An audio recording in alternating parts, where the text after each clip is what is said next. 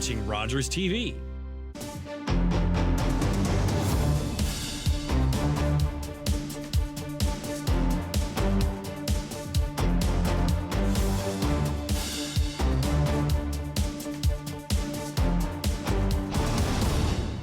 Welcome to your region this week.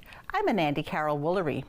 In this episode, the merger between Grand River Hospital and St. Mary's Hospital has been approved, and what that means for those seeking medical care. A Brantford hockey stick manufacturer talks about how U.S. tariffs are affecting his company, and Cambridge is about to host its first ever jazz festival. But first, here's a look at the headlines with Carla Fitzsimmons.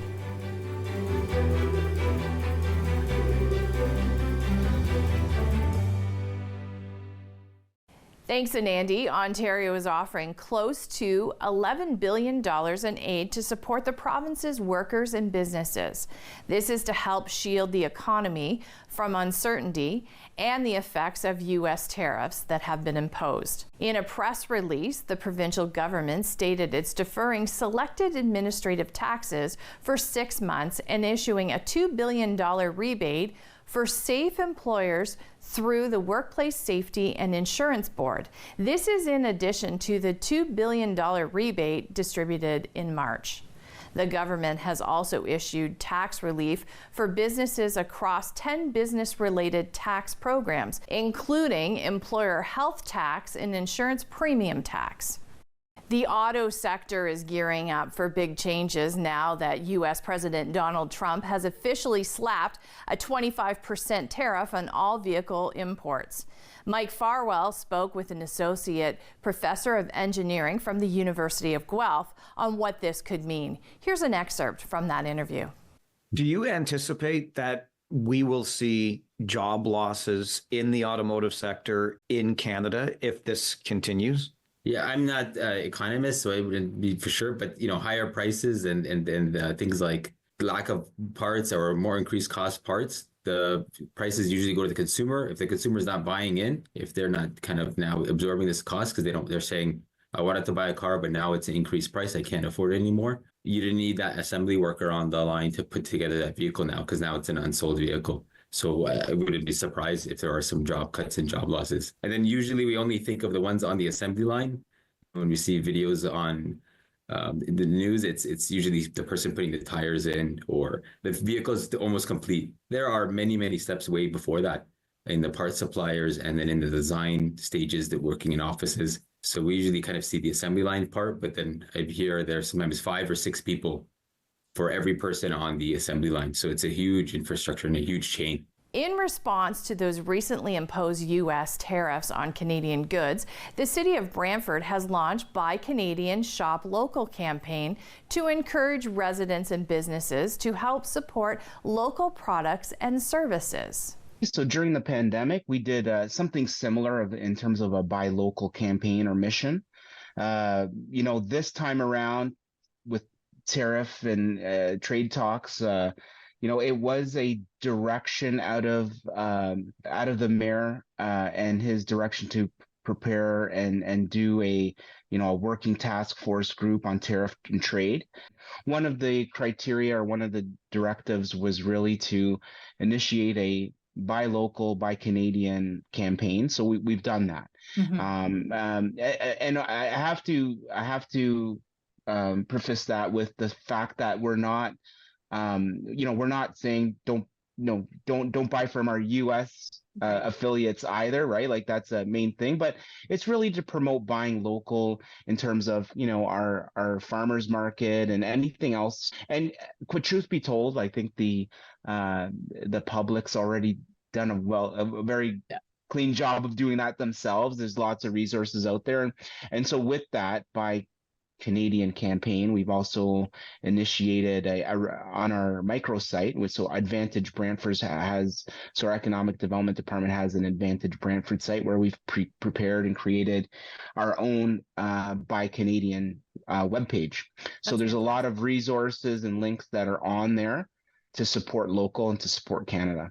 Rural and Northern Ontario hospitals are at a risk as a key program comes to an end. Health Minister Sylvia Jones's office says it's working on a permanent solution after the temporary locum program expired. In the meantime, the people who work to keep the ERs open are concerned about filling those shifts.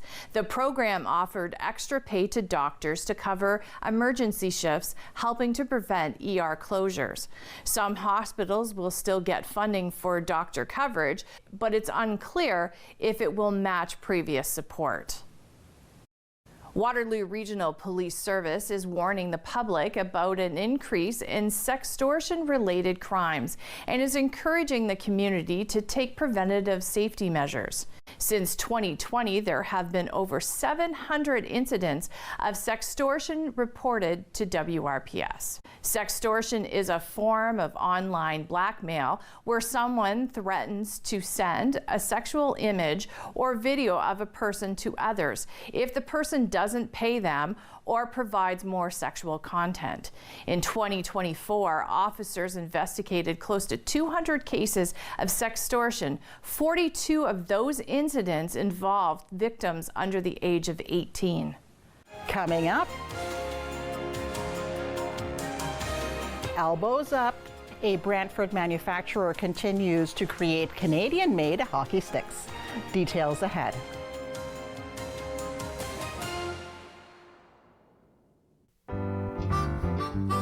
Hey, Chef D here. Join me Saturdays at 4:30 for At Home with Chef D, season number 10. Thanks so much for that. Hey, we're gonna go back old school. We're gonna join Julia Child and Graham Kerr and some of their great recipes and share some of their passion with you. At Home with Chef D, Saturdays at 4:30. Won't you join me? Cooking with Chef D. Sports is life. It's clear cut.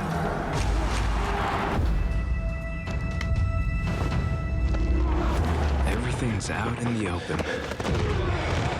There's nowhere to hide.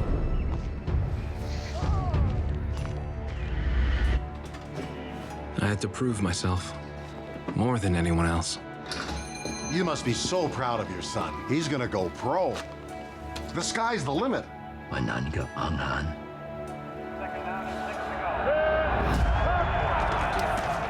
There's always a winner and a loser. You cannot reach the sky in broken cleats. Of course, I always want to be the winner. And I did reach the sky. Norman Kwong, the first Chinese-Canadian professional football player, still holds records to this day. He retired from the sport in 1960 and later became Lieutenant Governor of Alberta. It's closing time, and you stayed out longer than you planned. So now you can't drive, and the buses have stopped running. You could always call your girlfriend. Or maybe your roommate? What about your best friend? You could just dial 1-888-TAXI-GUY or use the Taxi Guy app. The call and the app are free, and they both connect you to a local cab company to bring you home safely. Visit ArriveAlive.org to find out more. Arrive Alive, drive sober.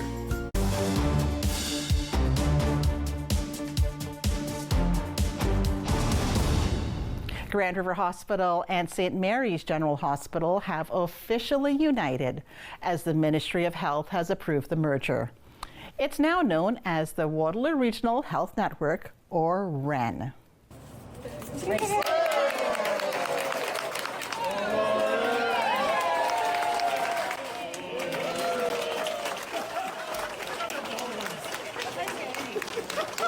We have this really exciting future, right? When we look at what's possible in the next decade, bringing a new hospital to this region, long overdue, one of the fastest growing regions in the country, if not the province. And to be able to bring that to reality in the next decade will be something that, is, as I said, is long overdue for this region and something that's exciting. What's even more exciting, though, is what we're going to be able to do as two organizations coming together from the standpoint of care. And that's why we're here in the first place, is to provide that high quality care with compassion every single day. And I think both organizations individually did that really well. And I'm excited about what we're going to be able to do together. because we're just going to be able to take it to the next level. And that applies to our partnerships with the community. There's purpose behind the network part of REN, and that is that our campus of care, the way we're going to be thinking about that is the campus of care is the community. It's not just inside our walls, right? So the mindset, the way I like to think about it is how do we deliver care at the point of need as opposed to everybody having to come to us? Tim and I have been co-chairing the activities for the last, probably better part of 3 years as we've been doing things together as the hospitals. So to me, it just makes perfect sense that we continue in the role. It's showing the unification of both organizations, which have had, as you know, a very tremendous history in our community, and we look forward to working together to launch that new, our new Waterloo Regional Health Network, REN, and getting us moving forward in the community. So it's a great partnership, and I love the way we can continue it going. And I think as we move forward, a degree of continuity is really important. We're at the foundational elements of REN, but it's bringing in some of the perspective of the past. We're going to have new board members that are not familiar with either organization, either legacy organization. And so having some stability, some knowledge of what each organization's done. We've been working together in partnership. I think that's really important for our community, and we'll see how things progress in the next little while. Over the last year, our leadership teams within the organization have already been coming together, and many of our patient care teams have also been working together. So that integration process has already started. At the board, we've got a few things to do in terms of putting our processes together as how we want to be working forward. And it also continues to allow the Capital Build project, which is the new site, to take off in earnest and continue to move. So I think it'll be both groups working still together, but we've got a lot of work to do on the governance side to get going. As Tim mentioned, we'll have a couple new board members joining us as well, and we will be looking to the community for individuals who'd like to join some of our committees. So that's the governance side of things, and then operations will focus on getting operations going and the capital build. Well, the last piece to me, and again, it's back to the name, when I think of network, and we're purposeful about that particular piece too, a hospital doesn't exist in isolation. It has to be part of a larger network or system within our community. So a lot of what we'll be considering and looking at is what's the interface with primary care, what's the interface with long-term care, and how do we make sure that individuals are getting the care that they need in the location that they need it. So network on purpose means there'll be many other organizations that we will be partnering with and collaborating with and working with. And I think that's important to know too. Like partnerships are going to be key. Like it's a health system, and our organization is one element of that health system. And let's be honest, there's a lot of people that use our system and our network today that shouldn't be here. That there should be other avenues and opportunities and better care in our community. And so how do we work with those? How do we continue to work with those care partners to ensure that every individual in our community is getting the right degree of care when they need it at the appropriate spot? That's a complex, challenging problem, but I have no doubt in my mind that with our board and with the senior leadership team, that is top of mind, and we'll work with our partners and the government in Ontario to ensure that we can transform how we deliver care, not only in our community, but we can serve as an example to the rest of Ontario and hopefully Canada. What I would want the community to know is, we will live up to our promise. And that promise of coming together was really about people, right? Improving the experience of those who need the care, improving the experience of their families when they come here as well, and also improving the experience of the people who deliver that care. And that's our promise. It's a big promise, and it's one we're going to live up to. And we're going to live up to it with our partners and with our community.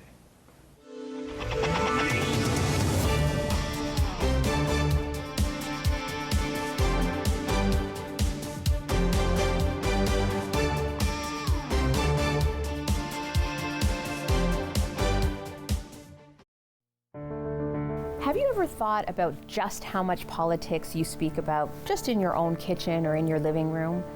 Or how many important ideas are shared or solutions to some of the world's biggest problems? Well, you're in luck because I'm inviting some of my friends to come and speak to me about everyday politics, and I'm bringing my living room to you. So join me on Wednesday evenings from 6 until 7 for Everyday Politics with Laura May Lindo.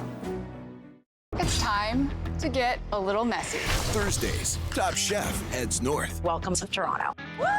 And when the competition hits Canada, Poutine. They're here to fight for over $500,000. A lot of dough on the line, right? there are no apologies allowed. Am I missing one? Oh my God.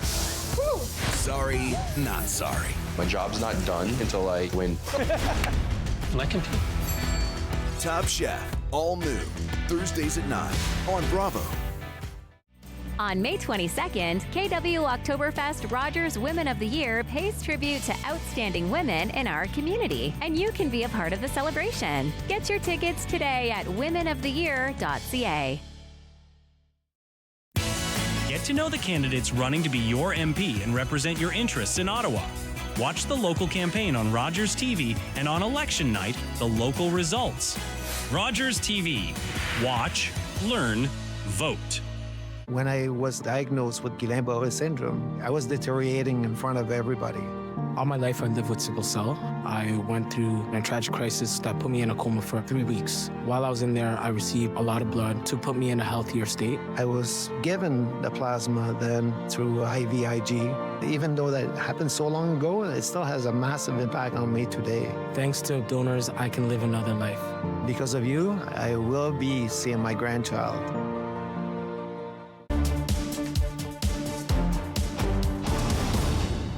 As tariff threats from the U.S. continue to create uncertainty here at home, the owner of a Brantford hockey stick manufacturer talks about how Canada's elbows-up approach strengthened his business. This company was founded in 1847 in a little town not too far from here called Ayr, Ontario. So it started out making farm tools, and then it evolved and made whiskey barrels for the Seagram's company, and it made furniture, and it made all kinds of things with wood. It was about 125 years ago that they decided, let's make hockey sticks. It's been around for 178 years, and for the last 125 years we've been making hockey sticks, and this factory, which is now in Brantford, but before it was in Hespeler, has made over 100 million hockey sticks. So it's got a tremendous history. This company has got through 2 world wars, 2 pandemics, a stock market crash of the 1920s, and a dozen recessions. So this company has weathered it all. And so these tariffs that are now have been imposed on Canada will weather this storm as well. Well, it's been very confusing for our customers and the consumers down in the United States because they don't know what a tariff is. A lot of people in the United States think a tariff is paid by the Canadian government. It's just not. It's a tax that the consumers pay. And they're starting to learn about that because now they're calling it a tax rather than a tariff.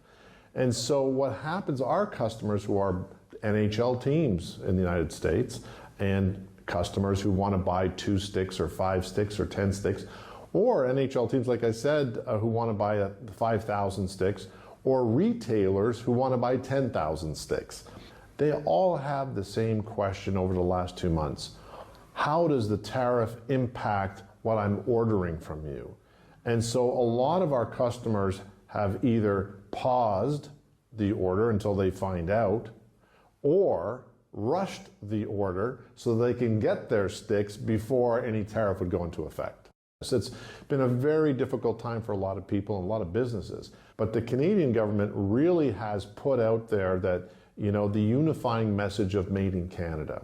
And I can tell you that our sales from January to March doubled in sales. Canadian sales have doubled. But what was really remarkable is that Canadian Tire Corporation, Greg Hicks is the CEO, and he came out with a True North strategy for Canadian Tire to look at local sourcing of product. Now, Canadian Tire has been buying hockey sticks from us for decades, but they reached out to me a week ago and said, we're going to increase our orders from you in 2025 by 30%. Wow. It was remarkable, but that's corporate leadership at work.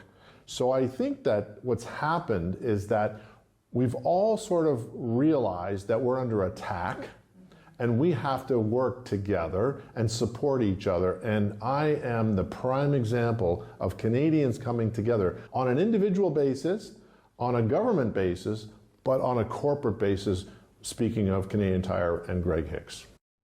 Well, back in the 1990s, what happened was that Nike bought Bauer, and I used to be the chairman of the board of Bauer, and I used to be the owner of Bauer from 2008 to 2012. But when Nike bought Bauer in 1995, I bought Bauer from Nike in 2008. But when they owned it, they shifted all manufacturing to Asia. So they shut down all the factories or sold them off or did whatever they did because they went for the cheaper labor, which is in Asia. So that sort of decimated, and Adidas did the same thing with CCM. I came along after I left Bauer and I decided that I wanted to buy up all these factories that had either been shut down or about to be shut down, and I put it into one company called Rooston Hockey. So yes, we're the only hockey stick commercial factory in Canada or the United States. There is one in Mexico that makes some composite, but a very, very small amount. But yes, we are the biggest, and we are the only one that survived. In January, when I saw that these tariffs might be coming quick, I launched a website called Stix.com. Of course, Stix.com. Well, what else would I name it? But it's spelled STIX.com. And that's for Canadians to be able to buy made in Canada hockey sticks directly from the manufacturer. And so anybody in Canada can go on to Stix.com and buy hockey sticks that we make here. Now, we have other hockey sticks on there as well that are made in different places, but the made in Canada sticks are clearly identified. And now somebody in Kelowna, BC, or in Calgary, or wherever, St. John's, wherever they are, they can go there and they can buy a made in Canada hockey stick, which supports Canadian owned and Canadian manufacturing employees. So this is the oldest hockey related company in the world. This was founded before the NHL. This was founded when there were, players playing on rivers and lakes. This company has been a fabric of Canadian society since before Canada was a country. So this business is a legacy business. And Canadians love hockey and they love supporting hockey. And so all I ask Canadians to do is continue to support made in Canada hockey sticks. And now they know how to do that. I can't tell. Still ahead and all that jazz. The first ever jazz festival comes to Cambridge. For you. This federal election will reshape Canada's political landscape and our country's approach to domestic and international issues. Get to know the candidates running to be your MP and represent your interests in Ottawa. Hear from your local candidates during Rogers TV's coverage of the local campaign. And on election night, Rogers TV delivers the local results. Rogers TV. Watch, learn, vote. This is a perfectly healthy child. What's unhealthy are birth alerts, a racist practice that may stop this Indigenous mother from going home with her newborn.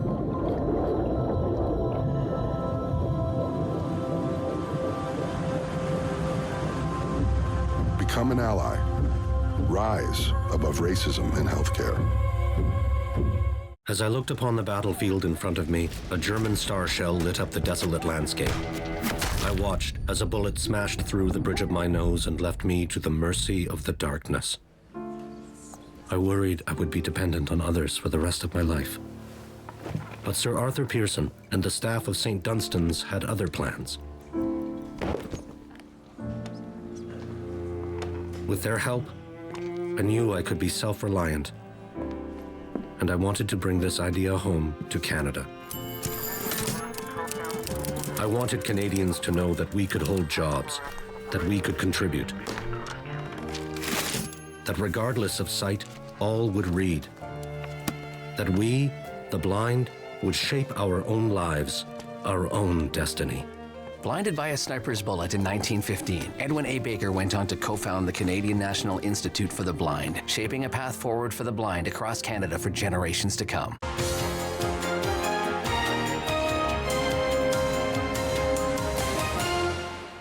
Finally for us, world-class jazz is coming to Cambridge's Gaslight District. Formally, it is known as the Cambridge Jazz Festival. Our parent company is Galt Jazz. We started Galt Jazz coming out of the ashes of the pandemic in the spring of 2022, realizing that our little downtown was in need of a little bit of a bump, a little bit of a push. I'm not a musician. I've never done anything like this before, but I decided we can do something. So we started a monthly jazz series. We've done 34 consecutive monthly jazz shows, bringing arts and culture to our city. There's a bit of a void there, especially for jazz music, because this is not a traditional jazz market. The other thing is giving musicians a badly needed place to play. Since the pandemic and you know, in the last decade, places have been closing down and musicians need venues. So it allows us to serve that need as well. And then we realized that the popularity of our brand allowed us to do even more. So what we've done a couple of independent food bank fundraisers. And to date, we've raised over $10,000 for our food bank. So, you know, it's a multi-headed campaign to do a lot of good things for a lot of people. And it's just grown organically. So we've decided to try our hand at throwing a yearly festival and see where that goes. So our first iteration of that is on April 27th. It's called the Cambridge Jazz Festival. Well, we've got a website on which you can buy tickets, and the website is very easy to remember. It's cambridgejazzfestival.ca. It's down at Tapestry Hall, which is a tremendously interesting neighborhood, because not only does it encompass the Gaslight District, which has different restaurants, you're steps away from the Grand River, and there's a beautiful walk right up into our downtown, which features one of the prettiest little downtowns in Canada. Come out, support us. One final thing that I need everyone to understand is that a portion of our ticket sales goes to the Cambridge Food Bank. And we've been a strong supporter. As I said before, we've already raised $10,000 for the Cambridge Food Bank. We can do more. And that's our show for this edition of Your Region This Week. Thanks for watching. I'm Andy Carroll Woolery. We'll see you next time.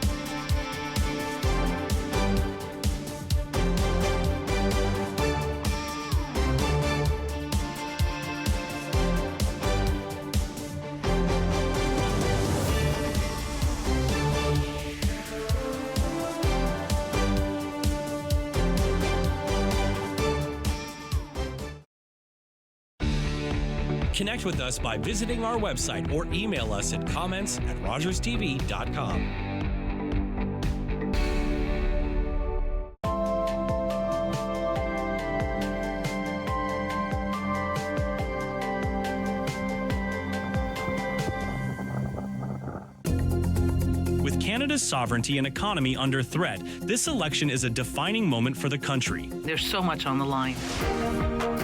Get to know the candidates running to be your MP and represent your interests in Ottawa. Hear from your local candidates during Rogers TV's coverage of the local campaign. And on election night, Rogers TV delivers the local results. Rogers TV. Watch, learn, vote. For 25 years, you've been helping to make our roads safer by doing the right thing. You've been the designated driver